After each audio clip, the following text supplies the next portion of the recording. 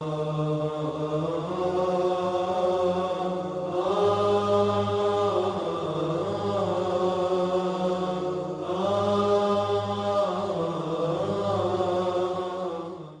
بالله من الشيطان الرجيم بسم الله الرحمن الرحيم إن الله وملائكته يصلون على النبي يا أيها الذين آمنوا صلوا عليه وسلموا تسليما اللهم صل على سيدنا مولانا محمد نور الأنوار وسر الأسرار وسيد الأبرار.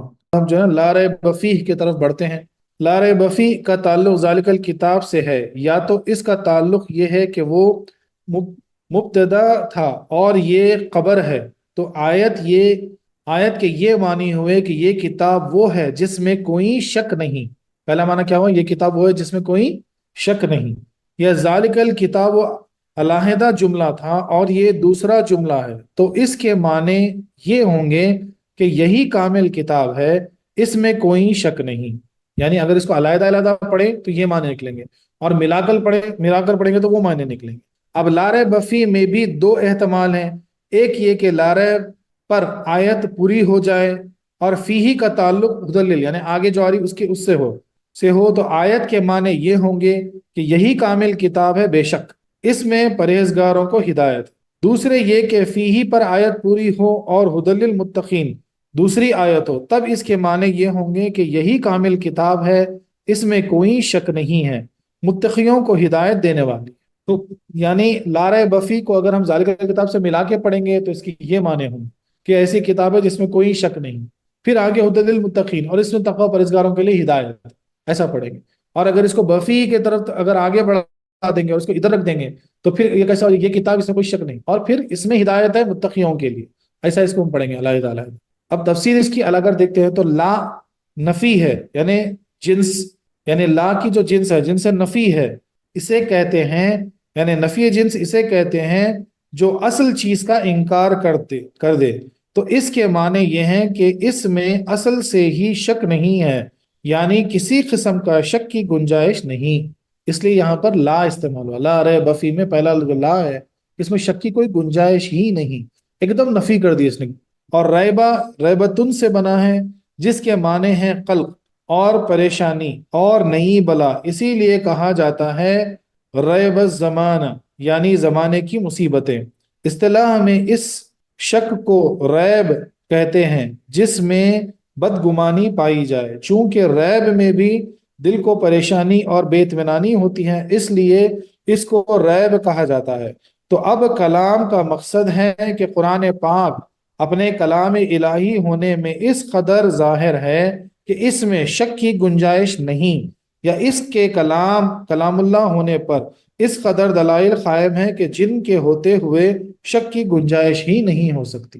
تو ریب کہتے ہیں شک کو، اور اس میں گنجائش ہو ہی نہیں سکتی، یعنی لا نے اس کی پوری نفی کر دی، اس لیے لا ریب ہو گیا. یعنی اس میں کوئی گنجائش ہی نہیں، اس میں کوئی شک ہی نہیں کہ اللہ کی کتاب ہے، یہ حق کتاب ہے، اس میں کوئی گنجائش نہیں. اور بہت سے ایسے دلائل موجود ہیں، بہت سے ایسے حقائق موجود ہیں جو ظاہر کرتے ہیں کہ یہ حق کی کتاب ہے، اس پہ کوئی شک کی گنجائش ہی نہیں ہے.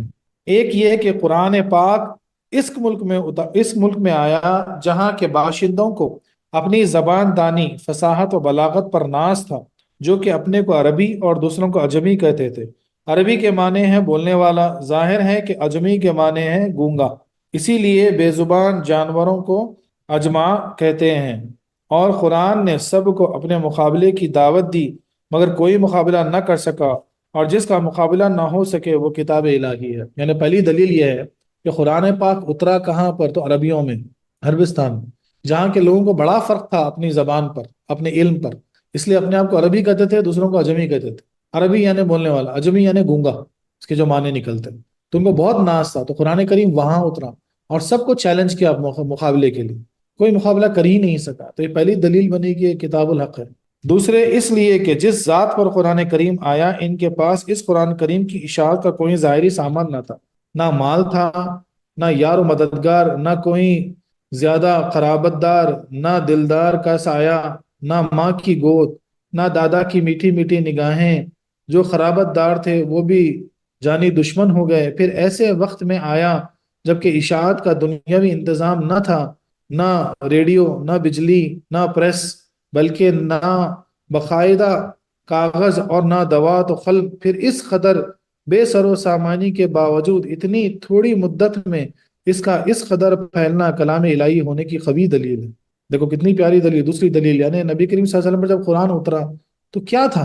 تنہا تھے آپ، نہ آپ کے ماں نہ آپ کی ماں تھا، ماں کی گود یعنی نہ آپ کے والدین تھے، نہ دادا تھے آپ کے جو ہمیشہ جو ہے نا آپ کو جو ہے نا دشمنوں سے کفار مکہ کے سامنے ٹھہر جاتے تھے آپ، یعنی کچھ نہیں تھا، نہ ریڈیو تھا، نہ موبائل تھا، نہ پرنٹ کرنے کے لیے کوئی چیز تھی، نہ پریس تھی، یہاں تک کہ کاغذ دوات بھی نہیں تھا اس وقت، اور ایسے وقت اترا، اس کے باوجود جو ہے نا اتنا مقبول ہوا، اتنا پھیلا، تو سب سے بڑی دلیل تو اس کی یہی ہوئی کہ یہ حق ہے۔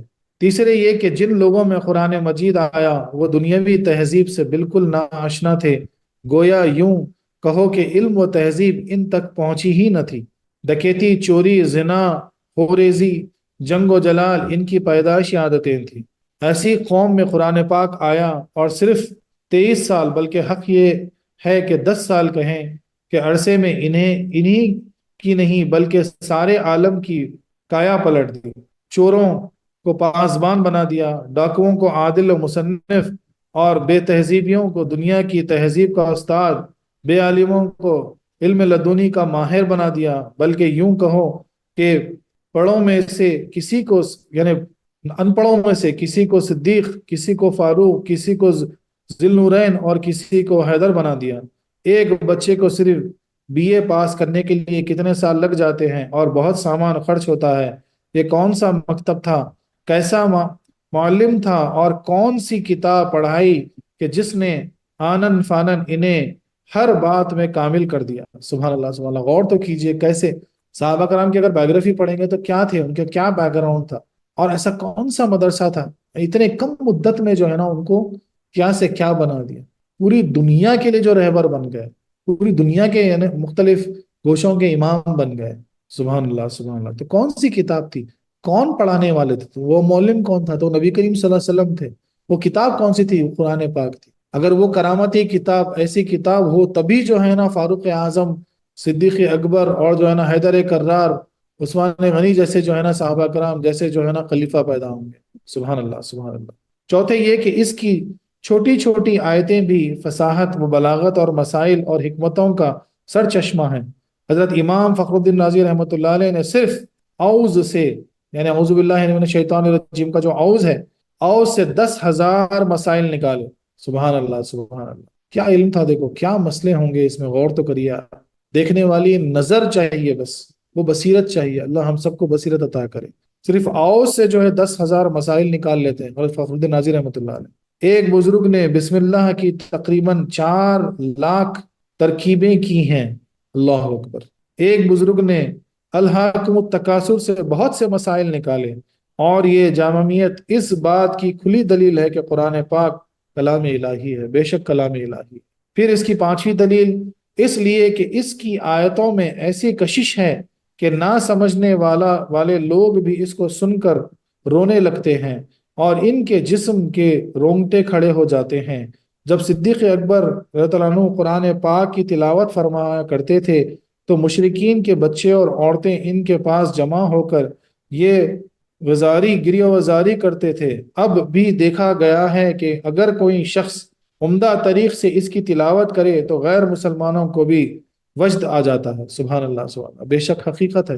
یعنی ہم دیکھو نا کئی ایسی قرتیں ہیں جو سن کے جو ہے نا ہم جو ہے نا وجد میں آ جاتے ہیں، کیفیت میں آ جاتے ہیں، حالانکہ اس کے معنی ہم کو سمجھ میں نہیں آتے، صرف اس کی تلاوت کا یہ عالم ہے، صرف اس کی آواز کا یہ عالم ہے کہ اس کو کیفیت سے پڑھو تو کیا ہو جاتا ہے۔ سبحان اللہ سبحان اللہ۔ چھٹی دلیل یہ ہے کہ اس لیے کہ بڑے بڑے عرب کے نامور فصیح و بلیغ عالم جب اس کا مقابلہ کرنے کے لیے آتے تو اس کو سن کر سجدہ کر دیتے تھے۔ سبحان اللہ سبحان اللہ۔ اگر انسان میں تھوڑی عقل ہو تو ان اوصاف کو دیکھ کر اس کے کلام الہی ہونے میں ہرگز شک نہ کرے۔ تعصب اور اناد کا کوئی علاج نہیں، بے شک حق ہے، یعنی جن کے پاس کوئی ہدایت نہیں وہ تو کچھ بھی کہیں گے، لیکن حقیقت میں جو ہم دیکھیں اتنے دلائل جو پیش کیے گئے، اگر اس پہ نظر ڈالیں، اس کو سنیں کھلے دل سے، تو ہم خود سمجھ جائیں گے کہ کلام الہی ہے، اس میں کوئی شک نہیں۔ سبحان اللہ سبحان اللہ۔ نقطہ لارے بفی سے اس جانب اشارہ ہے کہ چونکہ یہ کلام اللہ کا ہے اور حق تعالیٰ جھوٹ سے پاک ہے، یعنی اس کا جھوٹ بولنا محل بالذات ہے، لہٰذا اس کلام کے سچے ہونے میں کوئی شک و شبہ نہیں۔ بڑے سے بڑا سچا آدمی بعض وقت غلط بیانی یا مبالغے سے کام لے لیتا ہے، یہ کلام ان چیزوں سے پاک ہے۔ وآخر دعوانا أن الحمد لله رب العالمين